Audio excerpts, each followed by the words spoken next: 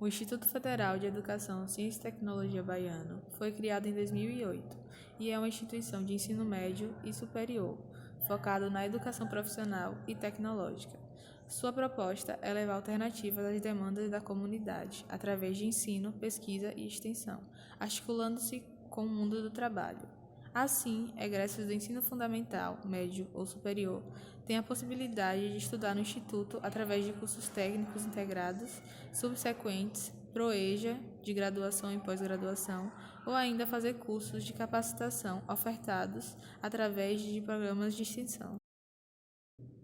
Atualmente, o IF Baiano possui 14 unidades, localizadas em Catu, Senhor do Bonfim, Santa Inês, Guanambi, Valência, Itapetinga, Uruçuca, Bom Jesus da Lapa, Governador Mangambeira, Alagoinhas, Itaberaba, Xique-Xique, Teixeira de Freitas e Serrinha. Bom dia, meninas. Bom, é muito interessante a gente trazer à tona toda a história do Instituto Federal Baiano, Campus Serrinha, desde seu início, onde poucas pessoas sabem o que realmente aconteceu naquele período, para que hoje nós tivéssemos essa estrutura, essa organização administrativa e acadêmica e essa contribuição que sabemos que estamos dando a todo o território do CISAL. O Instituto Federal Baiano, Campus Serrinha, ele nasceu a partir da expansão 3 do governo federal, ainda na época da presidenta Dilma Rousseff, onde essa expansão ela começou no ano de 2012, ocorrendo a liberação de recursos orçamentários do Ministério da Educação para que todos os institutos federais pudessem expandir ainda mais as suas unidades para o interior dos estados. E assim ocorreu com o Instituto Federal Baiano, onde nessa expansão foram articuladas as cidades que receberiam os 4 novos campi, que foram Serrinha, Alagoinhas, Itaberaba e Xique-Xique. Então, as obras iniciaram em 2013 e em meados de 2015 a construção ela estava já em ponto próximo de ser finalizada e a partir daí começou a história de fato do Campus Serrinha. A nossa primeira diretora-geral foi a Kelly Brito, ela foi nomeada em julho de 2015 e 2 meses após fomos nomeados eu e o professor Davi, eu como diretor administrativo, o professor Davi como diretor acadêmico. E assim, todos nós viemos a partir de setembro de 2015 para o Campus Serrinha. Fomos os primeiros servidores aqui do Campus Serrinha. E aí foi uma tarefa muito árdua, porque nós tínhamos cada um em sua área de atuação, realizar atividades acadêmicas, administrativas e institucionais por parte da diretora geral, e por conta de só existir naquele momento 3 servidores, nós tínhamos muitas complicações. Esse quadro foi melhorando um pouco com a chegada do professor Heron, chegada do professor Erasto, da professora Carla, e é muito bom a gente lembrar que em março de 2016, com apenas 6 servidores, nós iniciamos de fato a atividade do Campus Serrinha. Nós tivemos a nossa primeira turma de secretariado escolar no ambiente EAD. Nós já começamos a fazer o processo seletivo das 2 especializações que ainda temos hoje. Também iniciamos os cursos de agroecologia, integrada em agroecologia, subsequente agropecuária e também o ProEja em agroindústria, com apenas essa quantidade de servidores. Então foi um momento muito difícil, muito complicado, mas ao mesmo tempo prazeroso, porque nós pudemos naquele momento contribuir para o crescimento do Campus Serrinha. Se a gente verificar como era o Campus Serrinha há 3, quase 4 anos atrás, como é hoje, nossa, é um crescimento muito considerável, muito grande. Vocês que são alunos do 3º ano, vocês chegaram aqui em 2017, vocês sabem muito também do que nós estamos falando. Então, é um sentimento muito grande de dever cumprido. Realmente, o Campus Serrinha, ele chegou para se firmar no território, chegou para mostrar sua importância, que é oferecer uma educação pública de grande qualidade, nos seus diversos níveis e modalidades, trazendo, na verdade, levando, na verdade, toda a educação, tanto para as áreas urbanas como para as áreas rurais, que é o nosso maior objetivo, que é traduzir todo o conhecimento, toda a estrutura, toda a potencialidade do Campus Serrinha em conhecimento para as pessoas, sejam elas onde elas estiverem. Principalmente a questão agrícola, a questão rural, que é muito forte no nosso território. Eu costumo falar que o Campus Serrinha, na verdade, o território do Sisal, ele tem muitas demandas de diversas áreas, de diversos setores, na área do mercado, né, da empregabilidade, mas a questão rural do território do Sisal, ela é muito forte, talvez a mais forte de todo o estado. Nós podemos ver com muita facilidade a quantidade de associações agrícolas que temos, a quantidade de cooperativas, a quantidade de famílias que trabalham com agricultura mesmo.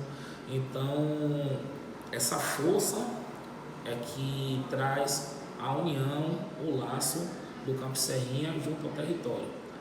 Primeiramente, por conta dos cursos que nós temos, que são direcionados à área agrícola, e segundo, pelo nosso corpo docente, pelo nosso corpo técnico muito qualificado e muito interessado em adentrar essas micro-regiões, essas comunidades que tanto precisam desse levar do conhecimento para que realmente a nossa missão seja cumprida.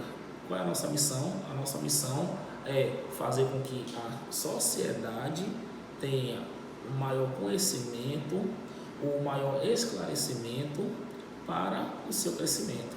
Então, quando a gente une o útil ao agradável, qual é o útil? Tudo aquilo que nós podemos levar à comunidade, à sociedade.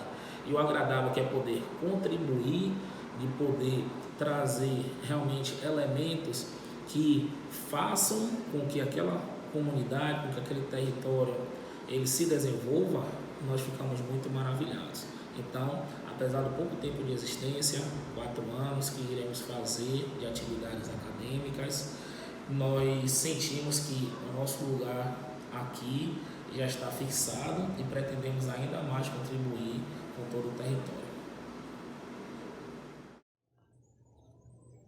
A permanência do Instituto Federal na cidade de Serrinha possui extrema importância para o território do Sisal, tendo em vista a abrangência de diversos municípios, contemplando essas pessoas com a possibilidade de ter acesso ao ensino de qualidade e de maneira gratuita, que oferece projetos de pesquisa e de extensão. É imprescindível que esses estudantes tenham aproximação com os projetos, uma vez que estes permitem aos discentes ampliar seu conhecimento sobre determinado tema ou assunto tratado.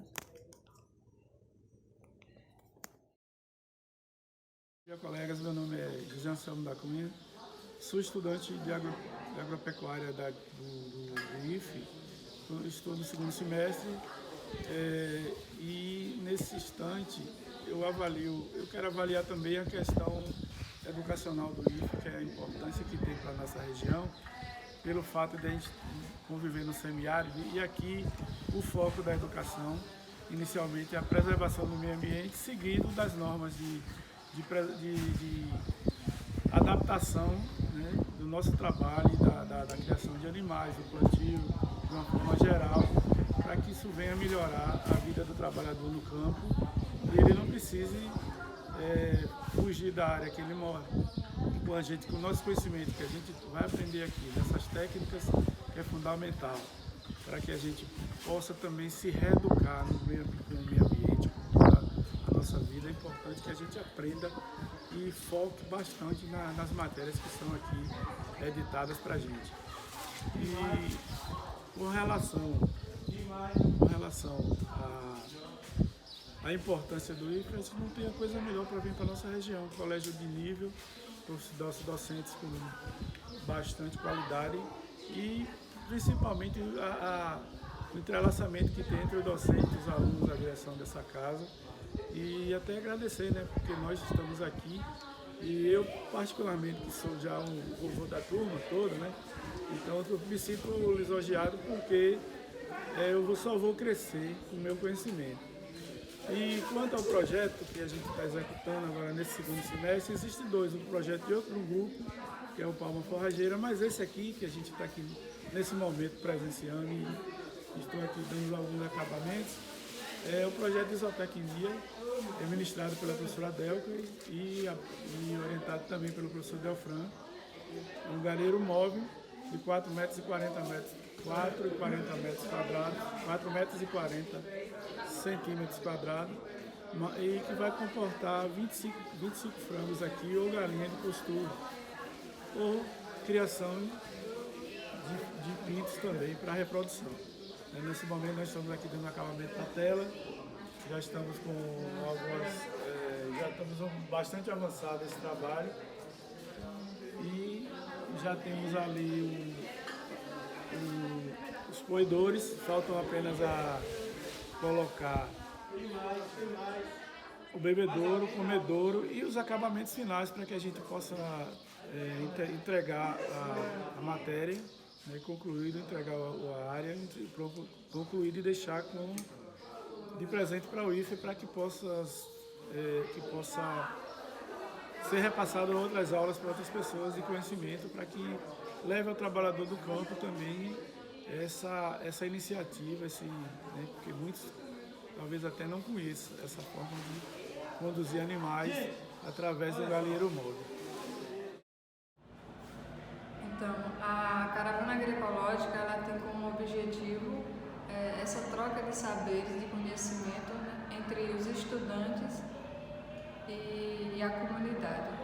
Um fato muito interessante nessas nossas visitas é a participação das pessoas e elas se sentem encantadas ao ver as demonstrações que os estudantes do Instituto Federal levam para esses momentos de troca de saberes e conhecimento. E também a comunidade se sente muito à vontade em apresentar suas atividades, apresentar seu conhecimento, o que ela traz, o que ela tem de origem cultural.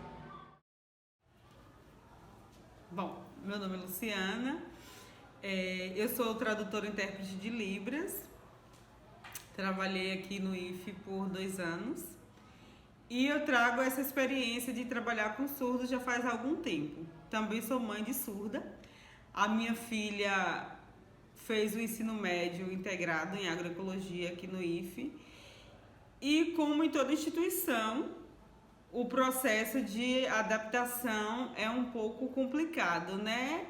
Porque geralmente no Brasil ainda, infelizmente, a inclusão não é uma realidade total como deveria ser. Como eu posso dizer assim, que nós vivemos uma situação real, porém não é a ideal, que existe uma situação ideal para a inclusão, mas ainda não conseguimos. Contudo, já tivemos muitos avanços. Por exemplo, quando minha filha começou a estudar aqui no IFE, foi toda um período de adaptação, né? As pessoas nunca tinham trabalhado, a maioria delas, pelo menos, nunca tinham trabalhado com pessoa surda. E aí, primeiro chegou a minha filha, depois chegou mais 2 alunos surdos que estudavam no noturno. E os professores passaram por todo um processo de aprendizado. Eu penso que o IFE conseguiu fazer a inclusão, conseguiu e consegue dar o acesso e garantir a permanência da pessoa com deficiência no campus. Porque aqui existe a acessibilidade atitudinal. O que é acessibilidade atitudinal? É o posicionamento das pessoas a boa vontade, é o querer fazer dar certo. Nem tudo a gente sabe, mas a gente tenta fazer, a gente se informa, a gente procura consertar. A gente está sempre em discussão, debatendo o que é melhor para as pessoas com deficiência e o melhor a gente está perguntando para as pessoas com deficiência. O IFE também tem a proposta do NAPNE, que é o Núcleo de Apoio a Pessoas com Necessidades Específicas, o que tange não apenas a pessoas com deficiência, mas pessoas que estão com uma limitação temporária. Por exemplo, aquele aluno que quebrou um pé, que quebrou uma perna, um braço, que está com mobilidade reduzida porque fez uma cirurgia e tal. Nós damos todo esse apoio, o NAPNE dá esse apoio. O NAPNE também conta com recursos audiovisuais, com recursos para pessoas surdas. Tem também os recursos humanos, como o professor de AEE, os intérpretes de Libras. Ainda não tem o transcritor Braille, mas a professora de AEE, que é o atendimento educacional especializado, ela faz essas adequações das atividades. E isso possibilita que esses alunos cegos eles tenham acesso aos conteúdos, né, de todas as disciplinas. Quanto às disciplinas específicas e às aulas práticas, é uma das coisas que eu acho mais positivo aqui. Porque, assim, para a pessoa com deficiência, ela consegue ser inclusa de verdade durante as aulas práticas. Ali ela pode ver, ela pode tocar, ver como funciona, né? O professor tira esse tempinho para dar uma explicação mais minuciosa às pessoas que têm uma maior dificuldade. Então eu penso assim que o IFE pratica acessibilidade e que as pessoas que vêm para aqui, elas não vêm fazer de conta que estão estudando, elas não são apenas integradas, como é uma realidade que ainda acontece, infelizmente, em vários lugares no nosso país. E apesar da gente viver no município, no interior, com não tantos recursos, mas os alunos que entram aqui com e sem deficiência, eles saem com uma nova perspectiva de vida. Eu posso dizer isso porque nós tivemos nos últimos 3 anos aqui, e eu acompanhei todos os alunos com deficiência que por aqui passaram. Eles tiveram várias oportunidades, vários aprendizados, experiências para a vida, né? E é uma fala deles, que eles criaram uma nova perspectiva de vida, porque chegou num ambiente em que as pessoas estavam abertas a aprender e a ensinar de uma forma diferente, a criar meios para, né? Porque eu acredito que o que mais emperra na acessibilidade, na inclusão da pessoa com deficiência, é a falta de boa vontade. A gente às vezes consegue fazer uma adequação de uma atividade com um material reciclado, né? E aqui o IFE trabalha essa proposta da sustentabilidade, o que é muito bom também. Outra coisa que eu acho bem interessante aqui é o corpo discente. A maioria dos alunos, eles têm um perfil, tem esse perfil de vivência, de convivência no coletivo, de sensibilidade. E aqueles que chegam, que ainda não têm esse hábito, eles acabam se acostumando com isso. A valorização da vida, a valorização da natureza, a valorização da pessoa, eu acho que isso aqui é muito bem praticada.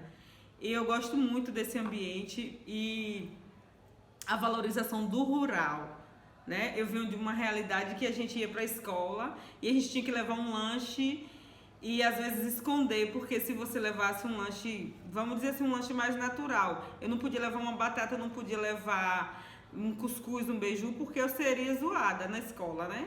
Eu seria uma pessoa paupérrima, eu seria muito pobre, por isso que eu tava levando aquela merenda, como a gente chama, aquele lanche. E aqui não, aqui eu acho isso muito gostoso, que os meninos trazem seu beiju, sua batata, sua banana, sua fruta, seu suco.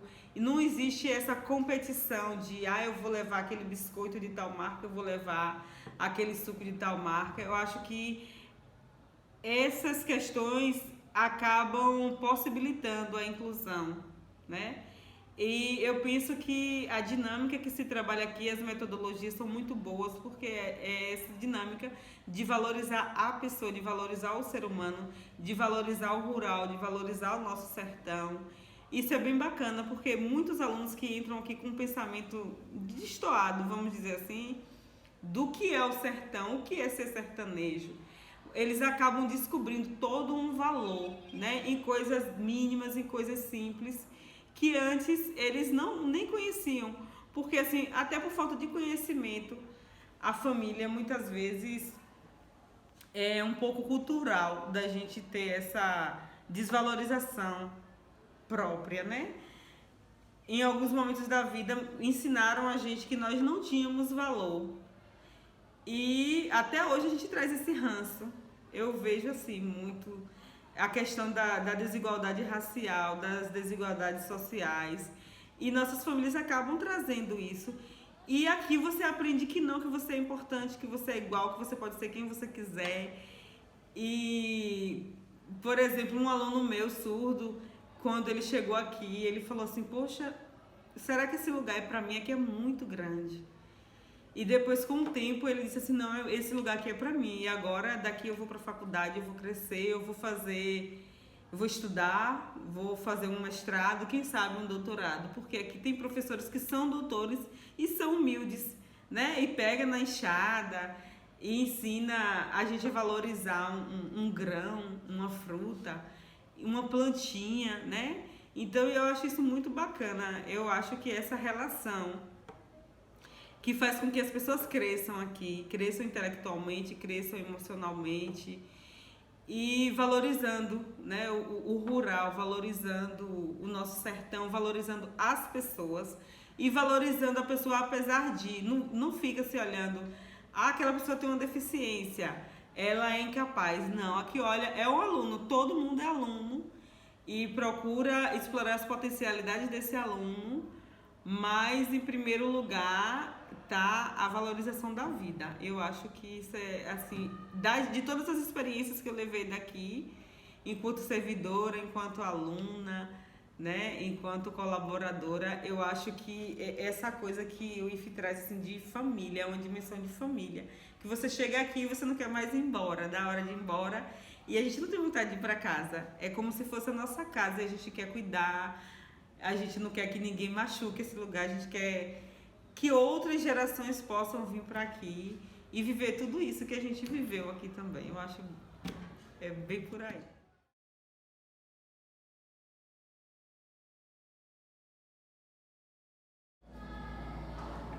Paulo Freire, ele traz duas questões que, a meu ver, são extremamente fundamentais no livro de Extensão e Comunicação, que uma refere-se ao diálogo, né, como uma categoria extremamente importante nos processos de formação, processos educativos, não só no rural, mas em diversas áreas. E outra, ele traz essa possibilidade de como essas pistas de como fazer extensão rural. E nessas pistas sobre extensão rural, ele provoca um pouco a gente em como o processo de formação dos técnicos ele pode se dar, né? E aí, pegando especificamente a realidade aqui do IF baiano, a gente tem um quantitativo de estudantes que vêm do campo, né, que são vocês, que têm saberes, experiências vividas, muitos ajudam os pais, têm contato com a terra, com o campo. Alguns, inclusive, têm pais que trabalham em grupos produtivos, cooperativas, associações. Então vocês têm um mundo vivido que pode ser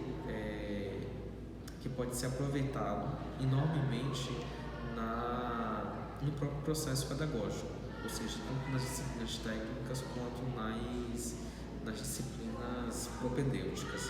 Então, essa leitura de mundo que vocês têm a partir da experiência vivida, ela precisa ser aproveitada. Então, uma coisa é o que o conhecimento técnico tem sobre o processo produtivo no campo.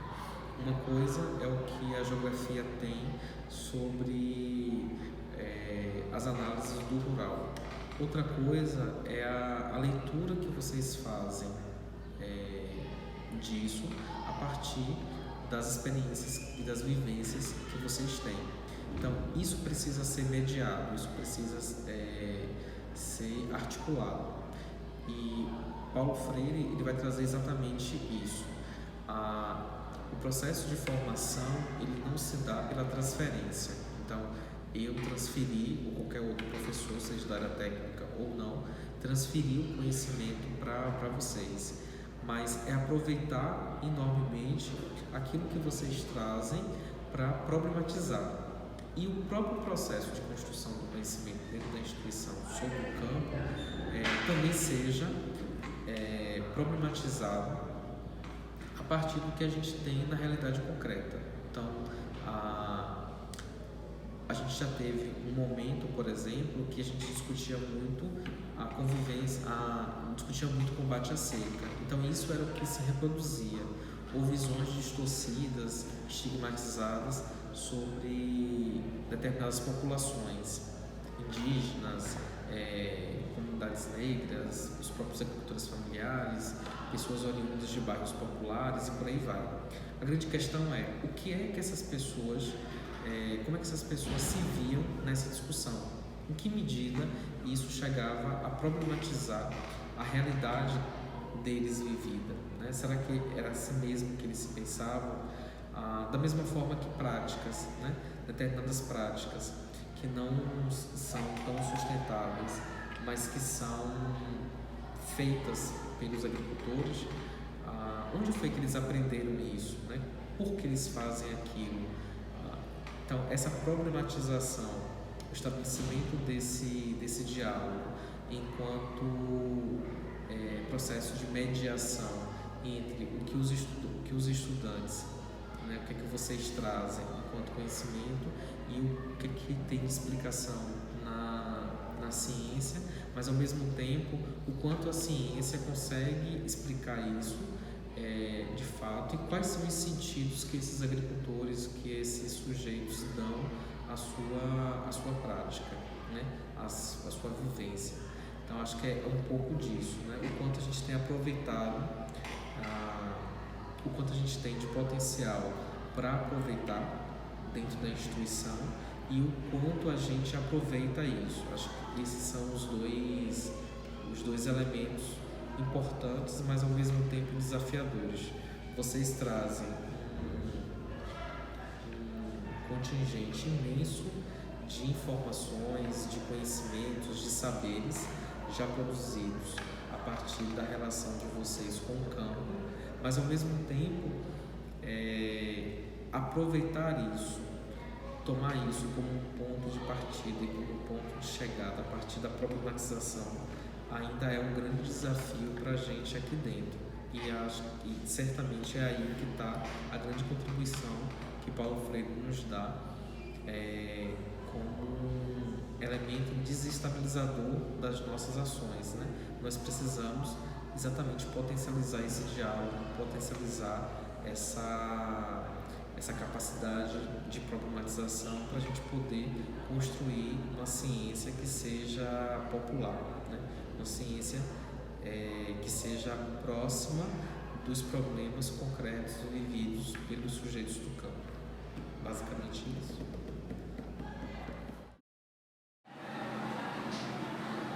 Boa tarde, meu nome é Mariana, eu sou nutricionista do Campo Serrinha e participei, na verdade coordenei a construção, uma parte da construção do Plano de Desenvolvimento Institucional. O Plano de Desenvolvimento Institucional é um documento que norteia as ações da instituição nos próximos 5 anos. Então, ele tem a vigência de 5 anos. A gente teve um plano de desenvolvimento institucional que durou de 2015 a 2019 e agora a gente participou da construção do plano de 2020 a 2024. Então, essa é a vigência do plano. Como é um plano de desenvolvimento institucional, é para todo o IF baiano.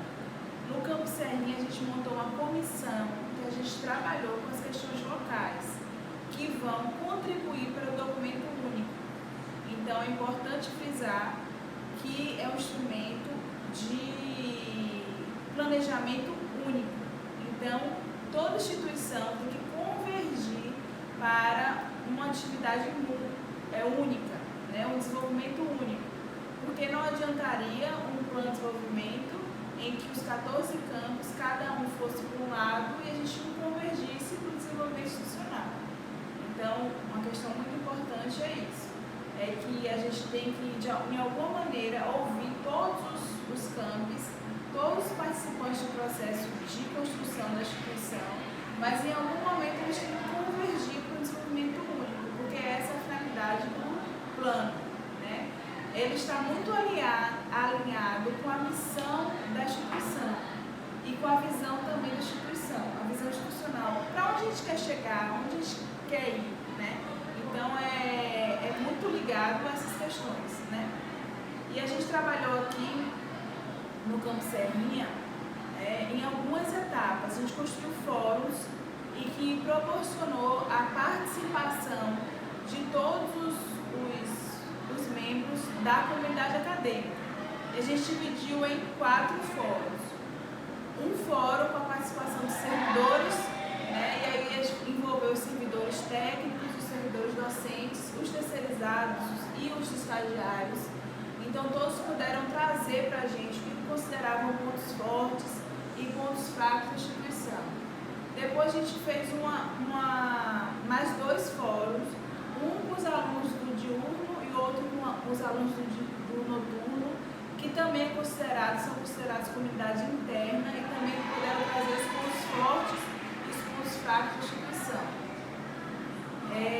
Posteriormente, a gente trabalhou no último fórum, que foi na Câmara de Vereadores, com a comunidade externa. A comunidade externa ela traz mais as ameaças e oportunidades que eles podem encontrar no IF Baiano, né, na instituição. O resultado foi muito rico. A gente vai trazer alguns elementos do resultado só para a gente ter a noção, né? Mas, para além disso, a gente teve uma outra etapa, né, da construção do plano, que foi um questionário para todos os campos do IF Baiano. Inclusive, eu gostaria de parabenizar a participação dos estudantes do Campo Serrinha, que foi entre os campos, né, que a gente tem o terceiro colocado em número de participação, ou seja, teve uma adesão muito boa dos estudantes do Campo Serrinha. Apesar de não ter um número de estudantes tão grande quanto outros campos, a gente tem uma participação muito boa.